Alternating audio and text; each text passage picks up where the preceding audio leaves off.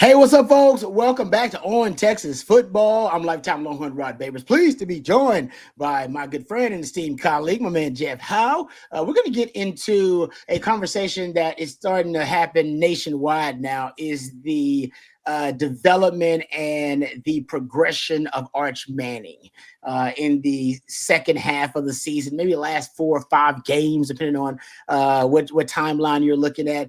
He has really shifted and changed the narrative, considering where Texas and he started the season and now where the perception is of Texas football and Arch Manning. We'll talk about that coming up here in a second. But before we do, let's give thanks to our sponsor of this episode of On Texas Football, our friends at South Point Dodge. Hey, Texas football fans, you can score an easy extra point this season when you get to the point with our friends over at South Point Dodge. They have over 600 vehicles in stock right now, including the all-new 2025 Ram 1500. Get the real deal today and drive away in the all-new Ram 1500, proven to last. And right now, you get employee incentive pricing. That's their fancy way of saying you get the employee discount. That's right. You pay what the employees pay right now at South Point Dodge. You won't find a better deal than that. They're all about the big deal, getting you hooked up.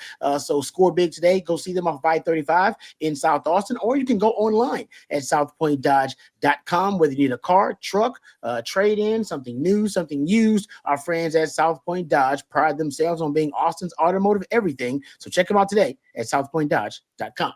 All right, Jeff, let's get right to it, because I think Longhorn fans now are starting to see more than flashes, starting to see consistent play of the Arch Manning, who was expected to be in the Heisman Trophy race and be in the conversation to be the number 1 overall pick of the NFL draft. We only saw flashes of it to start this season. And that was kind of one of my big complaints, was that, man, it's not consistent enough. When we do get a good performance by Arch, it's followed by a subpar or below average performance by Arch. Can we get them back to back? Well, last 4 or 5 games, depending on how you want to look at it, we have gotten that Arch. We've gotten consistency, a baseline of consistency from Arch. And that baseline is pretty damn high. It's probably as high as I don't say the expectations were before the season started, but it does justify some of those expectations before the season, considering what he's done. Just a real quick little synopsis here. Over the last 5 games, 16 touchdowns total, including passing, receiving, and rushing. He's got 33 touchdowns now on the season he's responsible for. That's the 5th most all time. And if you look at the last 6 games, you're talking about, he's got 2 interceptions only in the last 6 games, something we'll talk about more. But 5-1, we know the loss to Georgia, but even in the loss to Georgia, Arch looked a little bit different. So where do you see what stands out to you the most about the progression and the improvement of Arch over the second half of the season? I think Arch had that game finally when you look back at every Texas quarterback that's been worth their salt. They had that one game, not the big breakout game, but the one game that when you look back at it, you're like, yeah, that's where he grew up and everything kind of came together. I think for Colt had a really good freshman year, didn't have a great sophomore year, but I think you go back and look at that Holiday Bowl against Arizona State. I think is one that you're like, maybe that's when for Colt it started to click. VY, I know we all think of that Michigan Rose Bowl, right? No, go back and look at the Texas Tech game that year, because there was a time, Rod, where there were plenty of people in Austin, Texas that felt Vince Young needed to move to wide receiver. I remember that. His career. And then they went out to Lubbock. He went out to Lubbock and shredded Texas Tech. For Sam, for me, it was that USC game, coming off a couple games removed from the Maryland game in 2018. USC at home, and he was just throwing some daggers down the field. The numbers weren't great, but it's like, all right, that's where Sam really kind of grew up and started taking off. For Arch, I think it was that 4th quarter of the Mississippi State game, when they were in desperation mode, and really – the identity of the offense, when you look at the book that is the Texas offense in the 2025 regular season, man, the identity of your offense was, hey, when we get in a bind, just snap it to 16 and see if he can go make something happen. Yeah. And, it was for better in Starkville, Rod. Your offense in that 4th quarter against Mississippi State, granted, Ryan Niblets punt return did play and you come back and win that game. But, man, from an offensive standpoint, it was, hey, just snap the ball to 16 and let him cook. And Arch cooked in that second half. And from that point on, we've seen him take off on the trajectory. Like we all look at the Vanderbilt game, like he was great against Vanderbilt, especially coming off the being in concussion protocol. But I think we'll look back at that fourth quarter in Starkville, even a game that right now in the CFP conversation, oh, well, you need to Mississippi State took you to overtime. You need to have a big comeback. Yeah, but it's not. If it wasn't for Arch Manning, we're not having that conversation about Texas winning that game. That's a really ugly loss if it's not for Arch really growing up in the moment and taking off the way he did. Yeah. No, I love that you said that it's just games where you can see them almost grow up in real time.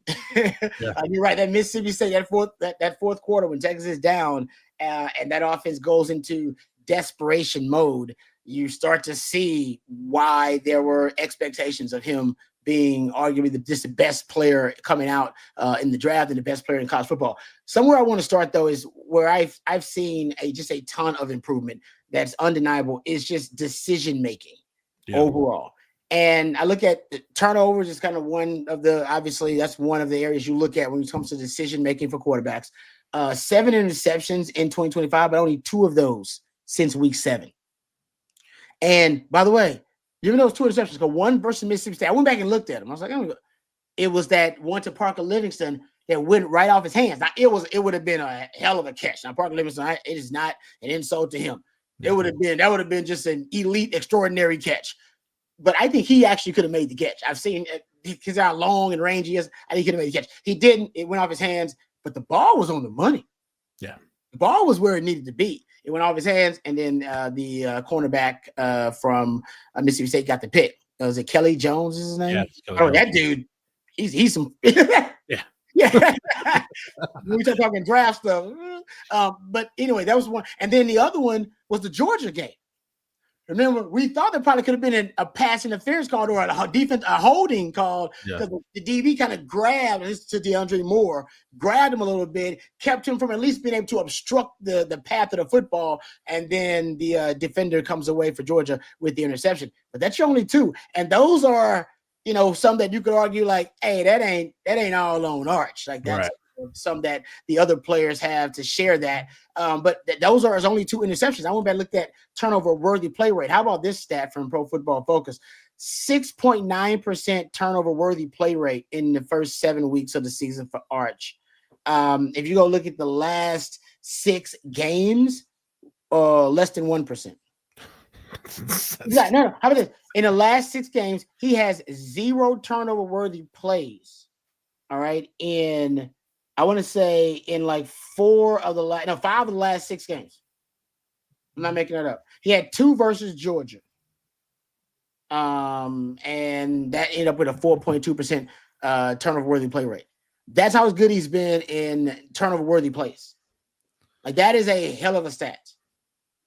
Yeah, and between Vanderbilt, Georgia, and Texas A&M, that's 3 pretty good defenses he faced in that stretch. Yeah, you're right about that. And so he's making just better decisions overall with the football. And I think to me, because in the first, and I think it's honestly the pressure that he's been dealing with, which we'll talk about next. I mean, that's been something, unfortunately, that has been consistent. It's improved, but it's still been consistent all season long. And yet we've seen Arch now find a way to deal with the pressure more effectively. Yeah. And so I looked at sacks and pressure to sack rate. 4 sacks in the last 4 games. Yeah. That's and there are some analytically, as you know, Jeff, that think at least half or maybe more, a little bit less than that, the share of responsibility of a sack is on the quarterback, whether it be in setting pass protection or whether that be in being able to navigate in the pocket, sack avoidance, all that kind of stuff, getting rid of the ball quickly, time to throw. And his right now, you go look at his pressure to sack rate in the last 4 games. It's been a little at 8.6%, 13.7% on the season. But in the first half of the season, that number was really high. But in the last 4 games, one of his elite traits has been sack avoidance, and you've seen it on full display. Him being able to avoid sacks and make plays downfield or avoid them and scramble. Yeah, I think that goes back to the pocket awareness, in the second half of the season as we've gone on. And you mentioned decision making. I think a lot of times we think of decision making. Okay, did you make the right throw? Did you see the window? Did you anticipate? Yeah. But to me, it's, hey, did you make the right decision to pull the ball down and run? And Rod, I remember you and I had this conversation many, many years ago, and just kind of a little inside baseball, a little Longhorn Blitz throwback. We had it about Robert Griffin because at the time we're like, man, you told me, man, Robert Griffin's not going to make it. Because he's not a smart runner. And you start looking at some of the different quarterbacks, the guys that are running quarterbacks that have longevity, man, like Russell Wilson, smart runner. Steve Young, smart runner. RG3 is not a smart runner. Anthony Richardson, not a smart runner. And those guys just don't last long. Arch is a smart runner. And it's a shame because the one time where he did really give up his body was in the Mississippi State game when he went in the concussion protocol.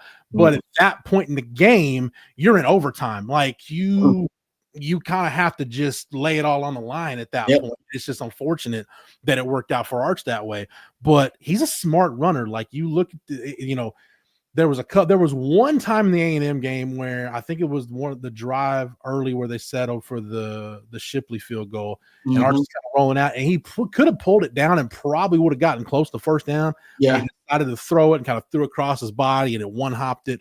But other than that, his decisions to pull the ball down and run have been good, and he's been really good about protecting himself and getting down. His slide, I don't want to go too nitty gritty on Arch and the way he's improved. His slide has gotten much better. Like you could tell he's actually worked on it. Like there's some form to it now. It doesn't look like awkward, like he's trying to. He's the little kid in Little League Baseball trying to work on the slide to second base. Like he's actually figured out. It actually looks good. Like his slide against Oklahoma, Rod, that was like you almost admired it. Like, man, I just want to freeze frame that and coach it. Like quarterback, this is how you do it. This is how you slide and protect yourself. But no, his pressure sack rate, and this is kind of where I want to go next. I know you wanted to go sack avoidance. Let's go ahead. Sack avoidance falls into this. I think nationally. And I hear the college football casuals, they're still hung up on Arch against Ohio State. Like, he didn't have a great game against Ohio State. And you can look at that and kind of let that tell the detail. Well, when he faces a great defense, when he faces a good team, he's garbage. Like, he can't. Well, I broke down Arch's numbers in those 3 top 10 wins that Texas had. I love it. Let's do it. Oklahoma, Vanderbilt, and Texas A&M. Okay. 60 of 89. That's a 67.4% completion rate. 673 yards. 5 touchdowns, 0 interceptions. Wow. 12 non-sack rushing attempts, actually 12 rushing attempts for 91 yards and a touchdown. And you talk about pressure to sack, Rod, according to Pro Football Focus, in those 3 games, again, against OU, Vanderbilt, and A&M, 3 playoff caliber teams, 2 that probably at this point are locks for the playoff. 34 pressures, 2 sacks. Wow. Damn, that's good. He's completing the ball at a high rate. He's not turning it over. He's able to use his legs to make yards on the ground, and he's avoiding sacks while facing, based on average, double-digit pressures in those games. It was 14 against OU, 7 against Vanderbilt, and 13 against Texas A&M. And you talk about OU and A&M, those are 2 of the more havoc-wreaking defensive fronts in the country, just in terms of what they've done over the whole season. So in big games, Rod, I don't know if you're making a checklist, right, for your quarterback in a big game. Are you completing the ball at a high percentage? Are you scoring points? Are you not turning it over? And are you not putting us in a bind with negative plays? Yeah, Arch did all of that in those 3 top 10 wins. That is good stuff. No, I love it. Honestly, even that loss to Georgia, I remember watching Arch and thinking to myself, I don't think Arch played bad at all.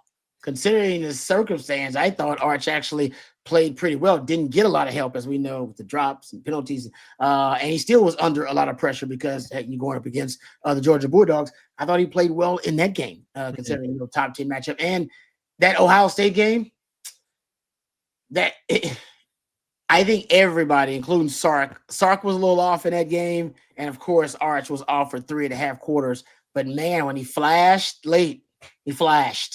Yep. And I think that's also something, and we'll add to your point about him being great, being able to deal with pressure in the pocket and sack avoidance. He's got a little bit of the clutch gene. That's kind of what your stats show me. He's got some of that clutch gene in him. Like I said, I thought considering he played bad for 3.5 quarters or subpar versus Ohio State for most of the game. And that was like his first big start on the road, and we know how good that team is now. That fourth quarter where he battled through showed me he's got some fortitude that he did not just fold up. Could just folded up in the fetal position and being like, oh man, he's got no shot. He showed me that he battled back. He's got some of that warrior instinct in him. And also the Georgia game. Like I said, in that Georgia game, I thought he was fighting like hell without a lot of help around him, and did really well in some really, just tough circumstances, facing a lot of adversity. And your numbers kind of show me that in those wins, I mean, he's at his best. He kind of is at his best in some of those moments, and that was later on in the season too. So I think the clutch gene is what I got from your numbers. I think let's look at the two defenses that, in the two top 10 losses, the defenses he struggled against. Ohio State. I mean, you're talking about Matt Patricia at Ohio State, who I think we can, as football people, not just football theorists and us on this channel, but I think the football community at large can be like, Matt Patricia, maybe not a great head coach, pretty damn good defensive coordinator, especially when you got the pieces that he's got to work with at Ohio State. And then you're talking about Georgia with Glenn Schumann and Kirby Smart. That speaks for itself. And I think with the Ohio State game, I think Arch sped himself up when he didn't have to. I think when you look back at it, that's really because when they got into desperation mode, Rod, you have to work fast. So I think his clock was already sped up. So I think that kind of helped him. And I think that helped him. That's why at times the offense this year, you were better in desperation mode because Arch was already sped up anyway. And okay, now the game speed is matching where my head is processing. Now everything's starting to click. I think against Oklahoma, the reason why Arch was so good, he had the fast clock in his head because he had to, because that Oklahoma defensive front, I haven't seen a better defensive front in the country. And again, I've watched Ohio State for full games. I've watched other teams for full games. I don't think there's a better defensive front in college football in the year 2025 than what Brent Venables has put on the field against Oklahoma. And with the pressure he faced in that game, he had to think. He didn't have time to think. It was all about reaction. So he naturally sped himself up. But I think after that Mississippi State game, you could tell against Vanderbilt, started to slow down. You watch how he handled pressure in the Vanderbilt game, how he was throwing into pressure, his ability to handle the blitz and be poised. His poise improved so much. So I think that's part of it. I think early in the year, he was just too fast. And as the game started to slow down, I think he realized, man, I don't have to operate fast. I can trust my instincts. I can trust the system. And I will give Sark credit, because I was thinking about this too as we start talking about Arch.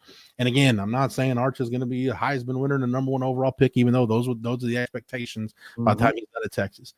But you think about guys that have been in that position, Heisman winner, number one pick, those type guys. You think about Kyler Murray, Baker Mayfield, Joe Burrow, Cam Newton, all those guys that I'm thinking about, a lot of them they were at a second school when they did that. So for whatever reason, and I know Cam's talked about his situation was a little bit different, but there was a coach along the way that maybe the coach mismanagement. In the case of Kyler Murray, I think it was coaching mismanagement. I don't think Cliff handled Baker probably in hindsight the way he should have. Joe Burrow was in a logjam at quarterback at Ohio State when he transferred. This thing could have easily blown up in Sark's face this year when it got bad. He could have easily mismanaged it. And to his credit, he didn't. And yet you give Arch all the credit in the world for just putting his head down and going to work, nose to the grindstone, and his work ethic kind of got him out of the funk and on the other side of it. But I think you really have to credit Sark and AJ Milwee and that staff for they didn't panic even when there were calls. Hey, we had plenty of live streams, Rod, where people were calling for Matthew Caldwell to replace Arch. Hey, you got to bench Arch. Got to play Matthew Caldwell. He might give you a chance to win. They didn't panic when it came to Arch and their process, and they trusted their process. They trusted their development. Now everybody is on the other side of that. And here we are sitting at the end of the year where the reason why your offense now looks like, hey, maybe you can go up against one of the better teams in the country and you've got a puncher's chance because of where your offense is, because of your quarterback development. I think you've got to give Sark and AJ Milwee some credit for that. Yeah, no, I agree with you. I mean, trust me, I was there when Mac kind of mismanaged the Sims Applewhite situation. It's tough. It is not easy. No. There are not a lot of popular decisions you can make in that situation. And as a coach, at times your loyalty is divided, of course, between two players and the locker room and what's best for the team. But to your point, I don't think Sark and Milwee, anybody, thought the offensive line would be as bad. There's no way they thought that, early on. Nobody thought it, right? They were, I want to say, before they played A&M, they were like 115th in pressure rate allowed. Before they played Oklahoma, they were outside the top 120 in pressure rate allowed. It's been an issue all season long. And I do think it took Arch and Sark a little bit of time to get used to it. It's like, all right, it ain't improving. We got to build the offense, and you need to adapt your operation to a bad O-line. Bad in pass protection. I'm not trying to insult the guys on. They got better, but it feels like it's not gonna be elite pass protection. You may get some of those pockets, but for the most part, you got to work in a muddy, dirty, ugly pocket. Can you do it? And I think he did. I think he adapted really well to be able to maneuver in dirty, muddy pockets. And to your point, being very judicious in, all right, you know what? Now it's time to bail. It's time to get the hell out of Dodge and scramble, or it's time to extend the play in a scramble drill, all right, to see if I can look downfield for my receivers, who also now a little bit more in tune in the scramble drill, and see if we can make something happen. So I think everybody had to adapt to a weakness, all right, on the roster. And it was a weakness. You can improve on it, but ultimately it was still going to be a weakness. You're a pass pro. Can you coach around it? Can you, as a quarterback, can you uplift the play of everybody else around you and be able to still maneuver and operate and be effective in those muddy, ugly, dirty pockets? And we've seen it now recently. These are not perfect pockets that he's maneuvering around. Sometimes he gets a really nice pocket by the pass protection O-line, but a lot of times it's not. And he's still able to make plays, whether it be scrambling or abandoning that pocket, or whether it be a scramble drill, or whether it be him being able to maneuver and buy time and create space for himself to make throws downfield. He's done it. That's also the pocket awareness and the overall pocket movement for him. I think you could argue that's his best, arguably where he's improved the most, because it has improved everything. The entire overall offense has improved because of that factor. Because of that. And by the way, Rod, to your point on that, I'll finish it with this: the fact that he's protected the football while doing that.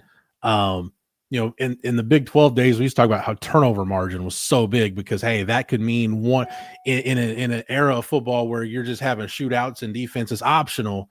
That one extra possession you get because you win the turnover battle, that could be the difference between you winning and losing. It's so bizarro in the SEC, but it is worth noting Texas did finish the regular season leading the SEC in turnover margin. They were plus 12 in turnover margin. That's because you only had 8 giveaways all year. So you only lost 1 fumble all year, and then Arch's 7 interceptions. So you did a great job. And that was not the case last year. Last year we talked about maybe the biggest issue with the offense was, man, you just turn the ball over way too much. And that was not the case this year. And just side note, just show you how bizarro the turnover margin is in the SEC. You're in the top quarter of the SEC, your top 4 teams in turnover margin. Texas at plus 12, Auburn at plus 9, and then LSU and Alabama both at plus 8. So turnover margin in the SEC didn't necessarily different than the Big 12 to the standings, right? And you got South Carolina's in the top half in terms of plus turnover margin. But with some of those other teams, you might have had a lot of takeaways, but you also had a lot of giveaways too. With Texas, you had a decent number of takeaways, but you just did a great job all year protecting the football. It's a great point. Different ecosystem.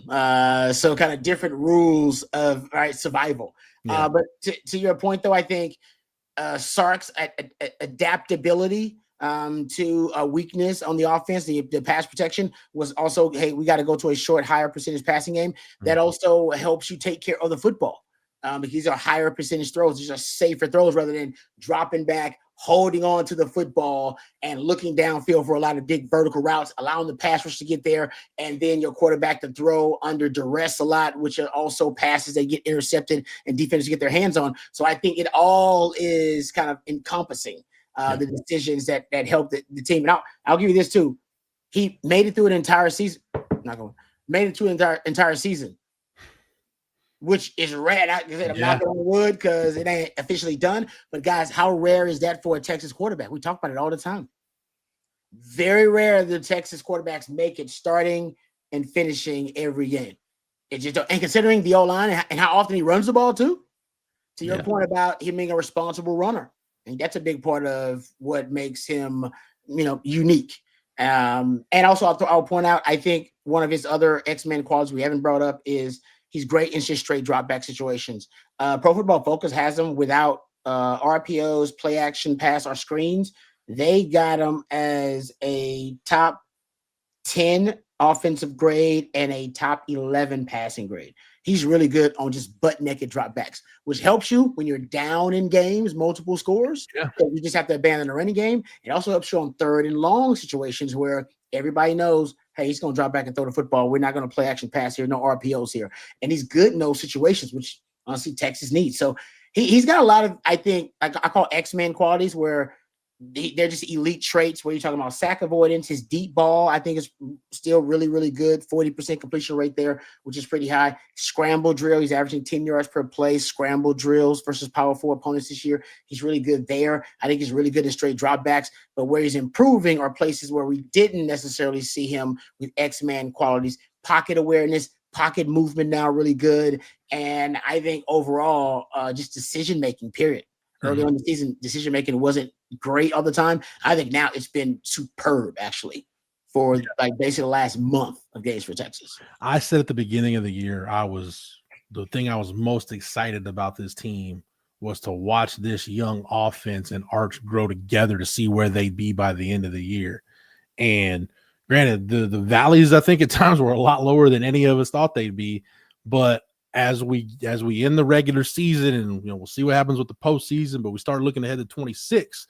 You've got a quarterback now that can elevate things around you, but at the same time, it's less about Arch Manning is not the problem at all with this offense. As a matter of fact, he's the reason why your offense has been competent for a good portion of the year. So I think going into 26, I think it's less about, hey, what kind of strides can Arch make? Obviously, he's going to evolve and develop and get better. But for Sark, priority number 1, 2, and 3, I'll borrow from our colleague and good friend CJ Vogel. When you look at the transfer portal, it's got to be offensive line, offensive line, offensive line. And then after that, see what you can do about running back. Because if Trey Wisner moves on, as we expect, you're going to have to fix that running back position. So if you can just make it to where he's a little more comfortable back there and have a running game he can lean on a little bit more, this offense is going places in 2026. Future's bright. Last note, I believe it was Nate Tice who does draft analysis now for Yahoo Sports, does a good job. He recently said from watching the last 4 or 5 games, he would have Arch as the number 1 quarterback coming out. Can we just can we have some nuance and just get to a point where throwing it out there? Can Arch, like 1 week he's the number 1 pick if he comes out, and the next week he's college football's biggest flop. Like, can we find some nuance and meet kind of in the middle? Like we can slide to one end of the spectrum a little bit. Like we can kind of be moderates here, and maybe you're leaning a little bit this way 1 week, maybe you're back towards the median next week. Like, it's the wholesale, like all or nothing stuff with Arch. Rather, it's aggravated me from day one. It will continue to aggravate me. It's a me problem at this point, but we just got to have a little nuance when we talk about Arch. I know in life, and especially on social media, there is no room for nuance. It's either all or nothing. You're either the greatest thing since sliced bread, or you're a freaking bum and you need to get lost and go, play in traffic. I don't know. But me personally, I like a little nuance to figure out where the truth actually resides. Yeah, I agree with you, but I would say that Nate Tice was never on the bandwagon of Arch was a bust. He was never on this podcast. He has never been one of those guys that said Arch is a bust. He's never been that kind of. But there are some people that are like, "Oh, Arch is a bust. He's a bum." Some people still believe that, considering what we've seen. I think that's preposterous. But I would say that the conversation, the spectrum is very wide now. Right now, as you got a sample size of a true season, and some people believe, oh no, he's a bust and overrated, and some people believe, oh no, he's still right now justifying the expectations. We shall see. I think I'm leaning toward what I've seen actually does back up a lot of the expectations. Yeah. It just didn't look the way we all thought it would look. Basically. That's why I lean more towards the two guys that I think have had the most in terms of just other than us here at On Texas Football, the two national guys that I think have had the most rational discussions about Arch are Todd McShay and Brooks Austin. Brooks Austin, friend of the channel. Both those guys, even when Arch was struggling, they said, yeah, he's doing some stuff that's not great. But even within the struggle, you can see stuff where like it's starting to get better. I think Chase Daniel has also done a great job because he's called a couple Texas games this year, pointing out, no, like everybody's anti-Arch right now, but we're within the muck. Like you can still see some stuff that leads you to believe he's getting better. And again, as we've gone on throughout the season, those guys like, see, we told you, look, the stuff that looked like it was getting better earlier, now that it is really starting to show out, now you're starting to see the Arch Manning that we thought we'd see. So I'm just excited right about where, I'm excited about where this offense is going in 2026. Like I said, if you got to address issues, particularly on the interior offensive line, because especially, Trevor Gooseby comes back, Brandon Baker's coming back. I think you'll be good at tackle with those guys getting another year. Got to completely remake the interior of your offensive line. You do that, get a little bit more explosive, a little more juice at running back. Again, I think with Emmett Mosley coming back, we'll see what happens with DeAndre Moore. You get Parker Livingston back. I would expect him to go look for a big time wide receiver addition in the portal. This offense has potential, but it's got potential because of the strides that Arch has made and where he's at in his development right now. All right. Good stuff, Jeff. Thank you for the breakdown and the expertise as always. Thank you to my man Matthew behind the scenes. We appreciate him twisting this week in the Dallas. Thank you to our sponsor, our friends over at southpointdodge.com. For Jeff and for Matthew, I'm Lifetime Longhorn Rod Babers. Until next time, hook 'em on. Hook 'em.